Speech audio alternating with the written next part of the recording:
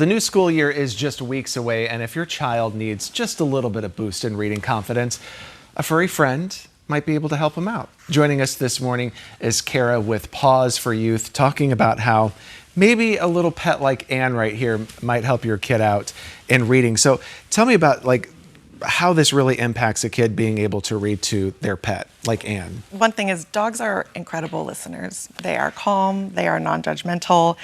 They don't interrupt when you make mistakes. They don't correct your pronunciation. And so when kids have fallen behind in reading or struggling with reading or even have some nerves about reading, dogs are an incredible way for kids to build their confidence as when they're reading to the dogs. So tell me about the program that you guys have here that like a pet like Anne can go in and help the kids out. Yeah, so at Paws for Youth, we have our Animals, Books, and Children program, our ABC program, and this is exactly what Rachel, our wonderful volunteer handler here, and Anne, the star of our show, our therapy pet down here, this is what they volunteer in, and these volunteers and therapy pets are paired with partners around the state of Arizona, usually schools, and they visit youth about 12 to 14 times. So it's the same kids repeatedly that they visit. So it's not only giving the kids a chance to build their confidence reading to pets in this way, but it's also a connection. So the kids get a chance to build a connection with the therapy pet and with the caring adult.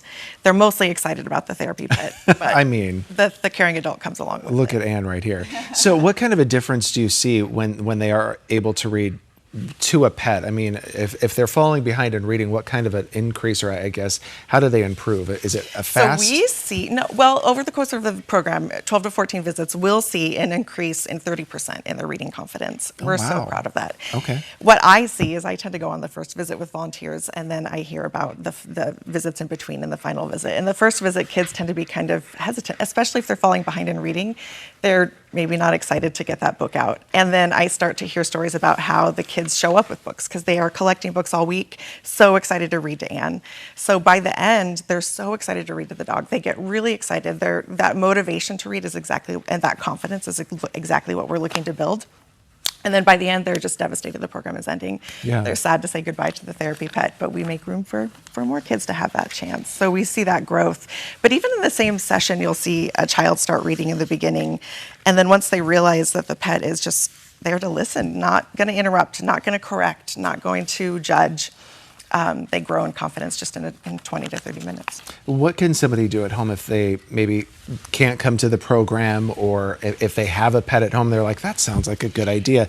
Does it have the same effect if you have a pet at home? Yes, therapy pets are specially trained and they're amazing, but also if you have a pet at home, kids, that same thing can happen for a child if they're reading to their pet in their home. Whether it's a dog, a cat, a rabbit, fish, even if you don't have a pet, a stuffed animal in the home, the idea is to create a comfortable environment where the kid feels confident, where the child feels like they are in control of the situation, and they have a non-judgmental listening ear. And one fun thing is if the dog wanders off, or the cat, you can just say, just speak a little louder, and so they can hear you across the room, and that also helps the child grow in confidence in that way as well. Right, just read her right to sleep over here, just right into relaxation. So this is something that though follows, I mean, they're very young, but this kind of confidence and knowledge really is going to carry them through the rest of their life. Exactly. So we are, kids, it's so important that we're learning, all of us, but kids in particular, in first, second, and third grade. By third grade, we want to have had a lot of growth in reading, and so that you can use reading to learn from there on. And when they build in confidence reading to dogs in this way, that really translates to the classroom. So we hear from teachers where they'll say, I am so pleased that this child in my class is in your program, because now they're reading aloud in the classroom, which they weren't doing before they started in this program. So if somebody wants more information on your program, where do they need to go? What do they need to do? Pawsforyouth.org, and that's PAWS, like the gorgeous little furry things at the bottom of Anne's legs.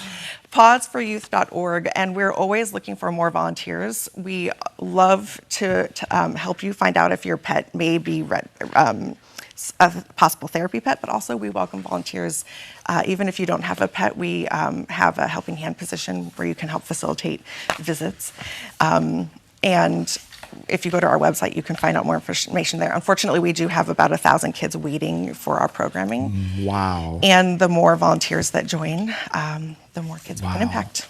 That is remarkable. And Anne. A thousand kids waiting. Yeah. Well, thank you guys for being here today. Look at that. You've just read Anne, just relaxed her, just right here, right in the morning. She looks nice and relaxed now. All right, thank you. Thank you, Kara. Thank Good you. stuff this